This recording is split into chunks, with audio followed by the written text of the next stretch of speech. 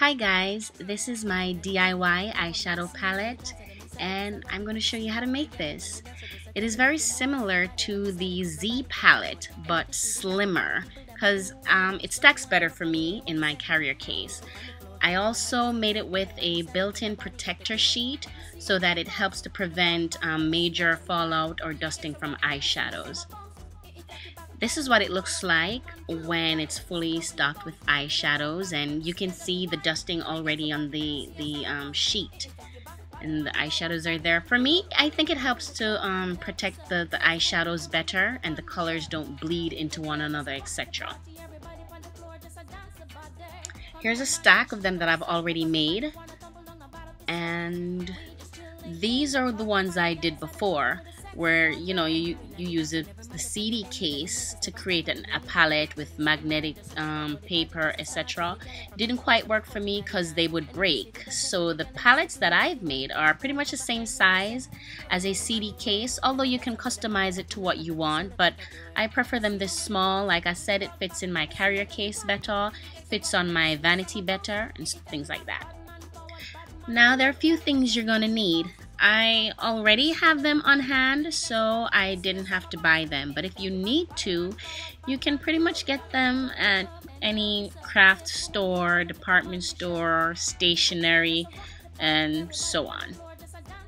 So basically, with the overall cost of one Z palette, you can pretty much make many palettes, many customized palettes of your choice. And in this tutorial, I'll show you how to do that.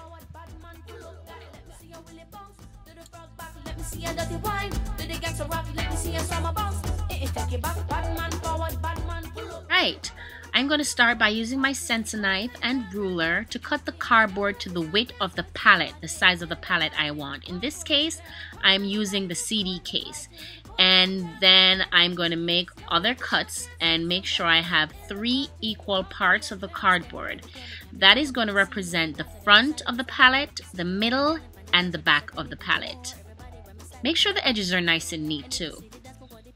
Now I'm going to make 1 centimeter cuts from the edge of one of the cardboard pieces that you cut. And then draw a line, because we're going to cut the middle of that, and that will be used to create the middle of the palette, which holsters the eyeshadows. Be free to use whatever size you want. It can be bigger, but please note that if it is bigger, it lessens the amount of eyeshadows you may stack on the inside of the palette. I'm now going to cut the Repot cover to the size of my palette. I only need one, so I'll be cutting 1 sheet. I'm showing you how I do this, but I have some that are already pre-cut that I will be using. I'm now going to prep my fabric. I'm using 3 different kinds of fabric: jeans, twill, and felt. Here you see me measuring the felt. I'm just cutting it twice as large as the palette itself, and giving myself about ½ of an inch of allowance around the perimeter because I will be using the fabric to wrap the board, so we need it to be really neat. As for the twill would be covering the frame, the palette frame itself. I just need 1 piece of that, which is cut to the side of the palette itself.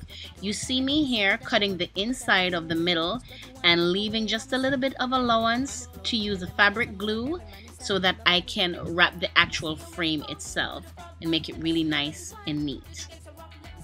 Please forgive me guys, but the next step is going to be somewhat out of frame.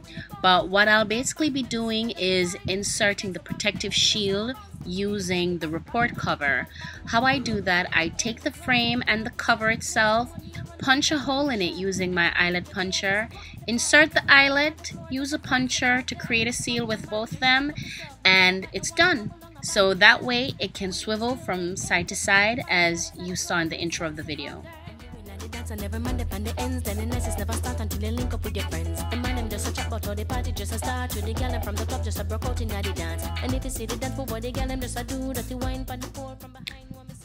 Now right here I'm gluing the bottom of the palette onto the felt, and it's being done on the section where the frame for the shadows are gonna sit. and I'm prepping the top of the frame. Now the section that you see me cutting and gluing is a section that has the eyelet punched into it. That's the only section I'm folding under. The other edges, the other 3 edges on that frame are left raw. We're not going to fold those in just yet.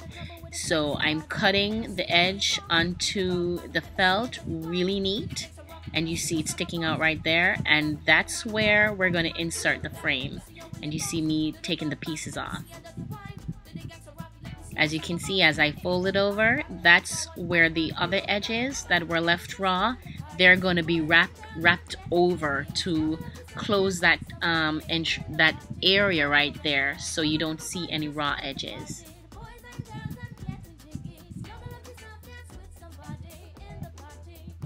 Okay, I'm now adding the glue to the sides because we're now going to make the final fold over for the frame. I'm just making little incisions here so that it gets I can get it really close, really neat.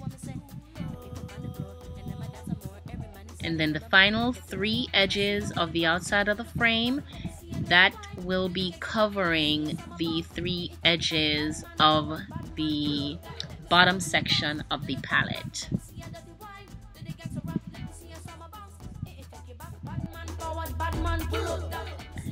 Since we're dealing with fabric, make sure to pull as taut as possible to keep it nice and firm. Not pulling it out of grain, but just to keep it real firm so that everything looks real smooth, real flat, real professional. And remember, I mean, it's a craft project. Common sense is really one of your best tools in a DIY project like this. And that's how I take care of my my corners. I pinch them and then I use my scissors to make a cut so that it lays real flat.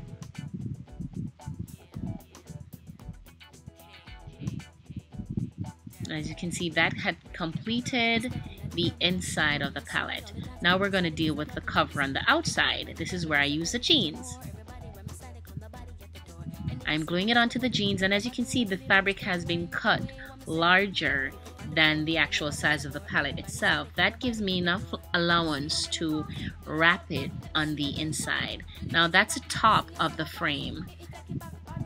I'm just going to fold them in, and you'll see me as I do go along.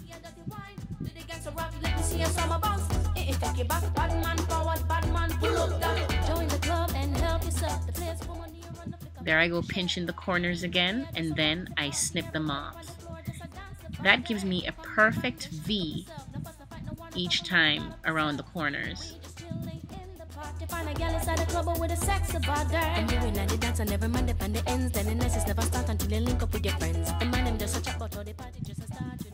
I'm just lining up both pieces together, and that's a top. I'm going to glue the other section of the felt onto the top of that jeans section right there, and then the other section of the jeans that doesn't have any cardboard, that will be glued onto the bottom of the palette.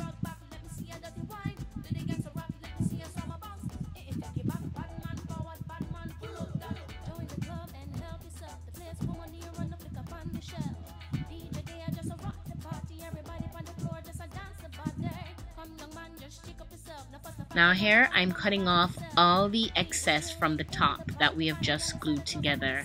We still have the bottom to glue to the jeans fabric, but we're just making sure all the excess and flyaways and pieces have been cut and stripped from the top, and it's looking real neat and nice.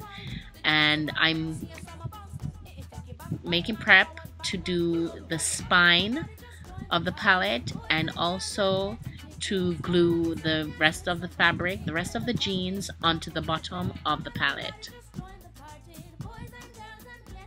And this is one of the reasons why I use fabric glue, because it dries in good time and it's perfect when working with fabrics and papers, etc. It's a silicone glue, so even if you can't get a fabric glue, I guess pretty much any silicone glue will work because they share the same characteristics. But that's it. I'm pretty much done.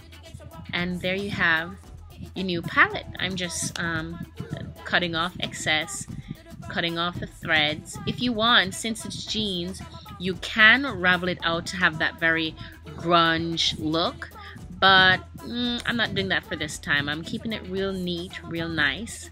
So I'm trimming all around the edges, trimming all the excess fabric, and getting it look real neat and finished.